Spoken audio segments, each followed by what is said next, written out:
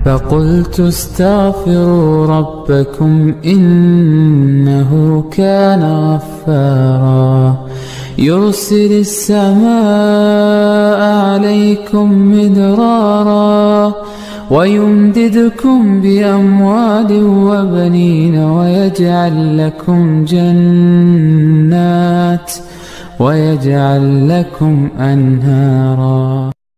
Di antara bentuk bersyukur dengan lisan, kata para ulama, di antaranya mengingat-ingat nikmat yang Allah berikan kepada kita dengan menyebut-nyebutnya. Allah berfirman, "Wa amma bi ni'mati rabbika fahaddits."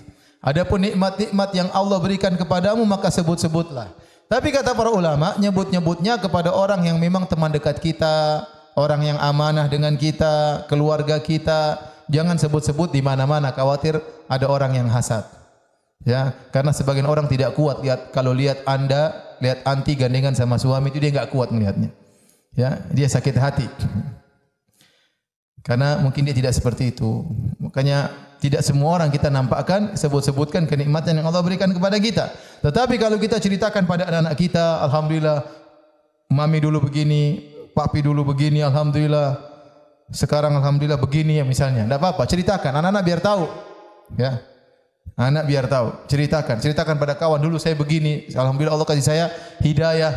Itu namanya nyebut-nyebut nikmat. Karena kita sering lupa. Kenapa Allah suruh kita nyebut-nyebut nikmat? Kita ucapkan, bukan cuma kita renungkan, kita ucapkan. Saya cerita sama kawan-kawan, alhamdulillah dulu. Para sahabat juga gitu, mereka kadang ngobrol di masjid, dalam hadis disebutkan Nabi sedang zikir setelah salat subuh, para sahabat ngobrol tentang jahiliyah mereka. Mereka sambil tertawa. Nabi lewat dan Nabi hanya tersenyum. Jadi cerita tentang bagaimana jahiliyah dahulu, kita dulu begini, alhamdulillah kasih kita kenikmatan. Itu membuat kita pandai bersyukur kepada Allah Subhanahu wa taala. Ya. Bagaimana kita dahulu, sekarang alhamdulillah. Sebut-sebut nikmat. Tapi tadi syaratnya hanya kita sebutkan kepada orang-orang yang bisa kita percayai. Adapun kepada orang yang kita tidak percayai atau kepada publik maka tidak usah kita sebut-sebutkan. Kita sebutkan saja secara global, enggak usah detail ya.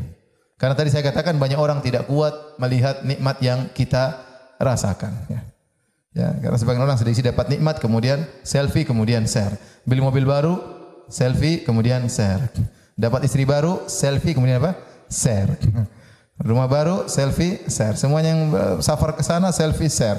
Pergi ke luar negeri, selfie, share. Makan makanan enak, selfie, share. Semuanya di selfie, semuanya di share. Kasihan orang yang ngelihatnya. Kasihan orang yang ngelihatnya. Ya. Banyak orang miskin enggak punya apa-apa. Ya. Maka tidak perlu kita ceritakan nikmat yang kita rasakan kepada setiap orang. Kemudian syaratnya kita menceritakan nikmat tersebut bukan untuk sombong dan untuk angkuh, tapi untuk tawadhu di hadapan Allah Subhanahu wa taala. Karena cara kita menceritakan nikmat, sebut nikmat itu ada dua. Ada orang yang cerita-cerita kebaikan yang dia dapatkan dengan sombong, ada. Oh saya alhamdulillah tapi sombong cara ngomongnya.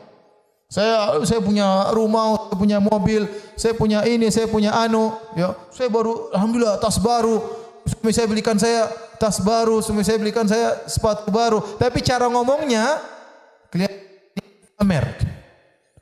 dia pamer. Nah, kalau dia cerita kenikmatan yang didapatkan dengan posisi pamer, dia berdosa berarti.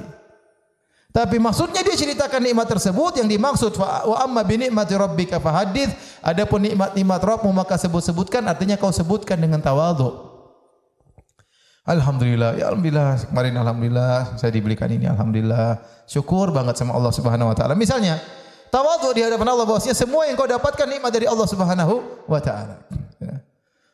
Alhamdulillah dapat begini, alhamdulillah. Jadi kita cerita kepada sebagian orang tertentu yang kita tahu dia baik sama kita, dan kita pun ceritakan dalam kondisi kita tawadhu, bukan untuk sombong dan angkuh. Karena menyebut-nyebut kebaikan terkadang itu dalam kondisi sombong, pamer dan angkuh.